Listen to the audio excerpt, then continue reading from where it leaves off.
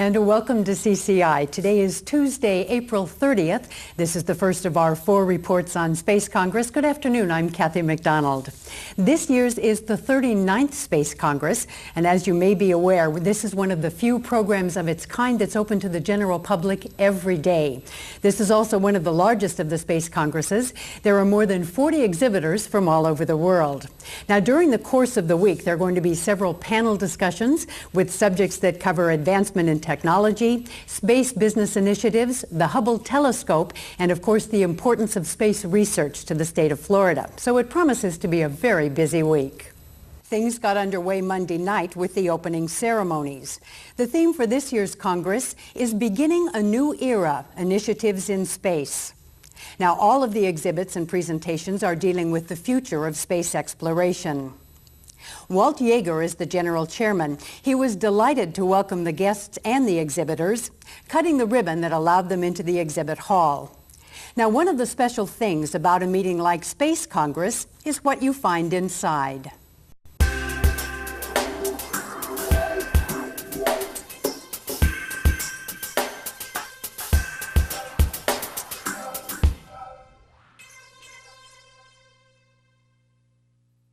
Now, don't go away. When we come back, Walt Jaeger will join us. He's going to talk to us about the importance of Space Congress not only to the U.S. space program, but also to the space industry here in Florida. We'll be right back.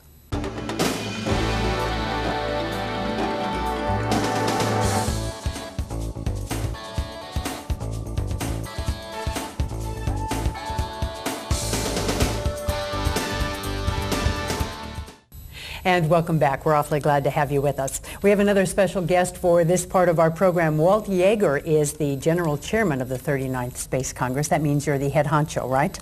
That's correct. You wear the big hat. Yes, I do. Very good. Well, I've been told that you wear it very well. Tell me why Space Congress is so important. I understand from talking to people that this is an integral part of the space industry here in Florida. Yes, it is. And I think there's 2 key elements of why it's important. One deals with the community and the other deals with the young people. This may be the only Congress of this variety that's open to the entire public. And we do that for a couple reasons. You know, space is interesting to everybody, but you don't get an opportunity to get up close and personal with it, and nor do we have an opportunity to present to the community what we do, tell them what we do, and let them see what we do. And this is an opportunity once a year where we can do that.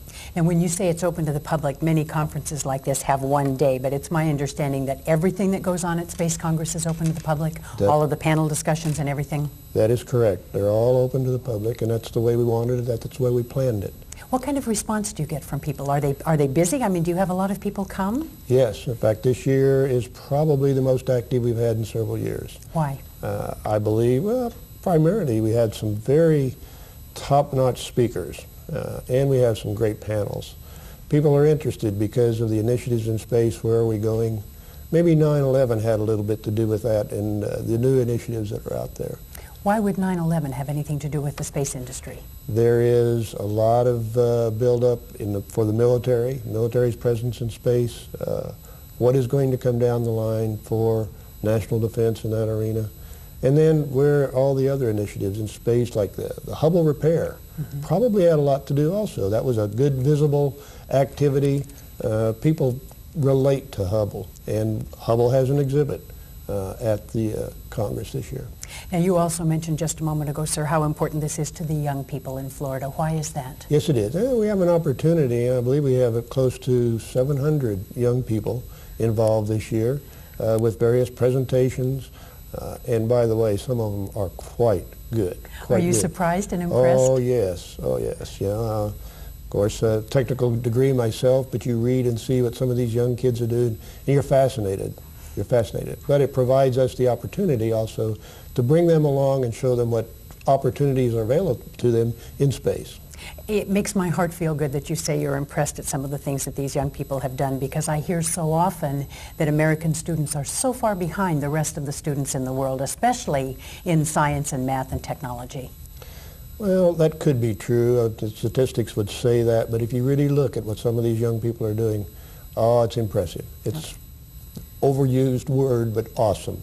to some degree. Very good. And you're comfortable with everything that's happening in Space Congress, and you think folks should come down and take a look? I think people should take advantage of the opportunity to see. Okay, very good, Mr. Jaeger. Thank you very much. We appreciate your time. Now, don't go away. We're going to be back in just a couple of minutes.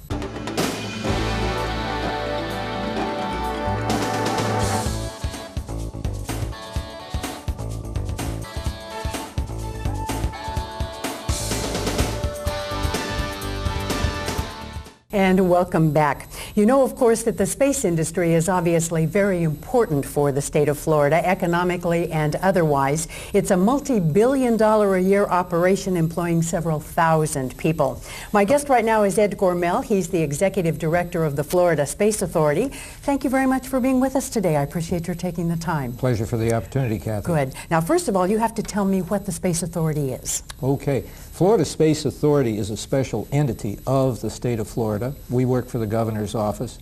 It was established in 1989. People may remember it as being the Spaceport Florida Authority. Last year we changed our name during a reinvention activity to Florida Space Authority. We feel it's very important that we be branded in that fashion to be able to exhibit a statewide image. Image of what? The fact that you're trying to bring space jobs into the state? Correct, and much, much more. The fact that we as an authority relating to space are certainly interested in the economic development of businesses, but we're also very interested in space as a transportation mode and also the research and educational aspects of space as it relates to the state of Florida. How does the space industry compare economically with the other industries in the state? I know there are a lot of people who would think that the entertainment industry, for example, with Disney World and places Certainly. like that is much more important. Well, I think they all have a tendency to interrelate. Certainly, space as an industry provides a great opportunity for people to grow as their education and experience gains. High-tech jobs is a major objective of the state of Florida so that people can expand. But moreover, it's a resource that provides a better way of life and also is also a great opportunity for people to learn, and it as an integral part of the national defense as well. Do you find that it's harder to market something like the space industry in these times of economic problems within the country? I mean, the space industry is a very expensive thing. When you talk about sending a rocket up, it's not an inexpensive proposition. How do you market that? Well, there's several ways you do that. Certainly, what I call the multiplier effect. Certainly, it's expensive, but the return is tremendous. That's true of any major investment. The second thing is the fact that space has become something more than what most people really think of it as being. People wandering around in white lab coats or something like that. Space has now become a very practical thing, a very useful thing to all facets of our economy and society. So why are you a part of Space Congress? Is this just an additional marketing tool? Certainly, Space Congress is just a great opportunity for us to get out and meet with people. Space Congress historically has always had sort of two types of individuals that come in. The people, the inside baseball folks who are always been part of space, but people who are just in Cocoa Beach or in the immediate area, they see it and they come by. Those are the folks we like to get because the inside baseball folks are already convinced. Sure. And are you convincing the other folks? Do you anticipate the space program will I think continue? so. Like I said, Space Congress always has had a great following. And whenever I've attended or I've followed up with people after Space Congress, I find that there's a large population of folks who never had touched it before and have come away believers. And you're one of those. Well, I'm a little old at this point. I became a believer a long time ago. I see, and I wouldn't touch your age because both of us are way too close. Mr. Gormel, thank you very much. Ed Gormel, the Executive Director of the Florida Space Authority. Now we're going to go over to the exhibit hall. There are several panel discussions going on. Let's see what's happening in one of them. This panel is one of several taking place this week throughout Space Congress. The discussions are centering on the importance of space exploration and cutting-edge technologies, as well as the benefits of the research and the development that go into them. Dr. Vance Kaufman is the Chairman and Chief Executive Officer of the Lockheed Martin Corporation. He was the keynote speaker at the opening session this morning. Mr. Kaufman spoke about the realities of the current U.S. space program and listed several areas where he says the space program is essential to life in the United States. Included are space-related advances in national security, as well as commercial communications, data gathering, and satellites that gather information about the weather. Dr. Kaufman also looks at the space program developments that keep America in the forefront of world technology and helping our country as ambassadors to the world. But perhaps one of the most important aspects to the space program, at least according to Dr. Kaufman, is the inspiration it is to the young people of America.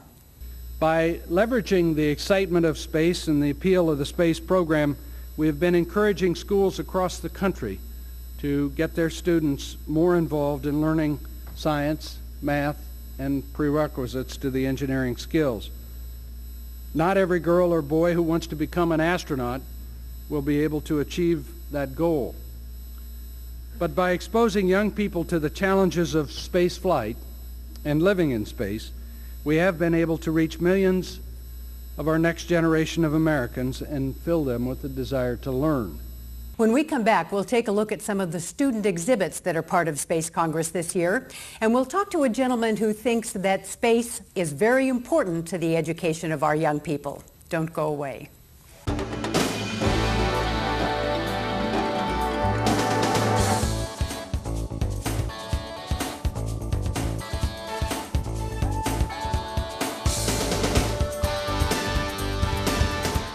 This year's Space Congress is also showing several student exhibits. Brigadier General Don Pettit is the commander of the 45th Space Wing, and he says that space education is critically important to the future of our young people.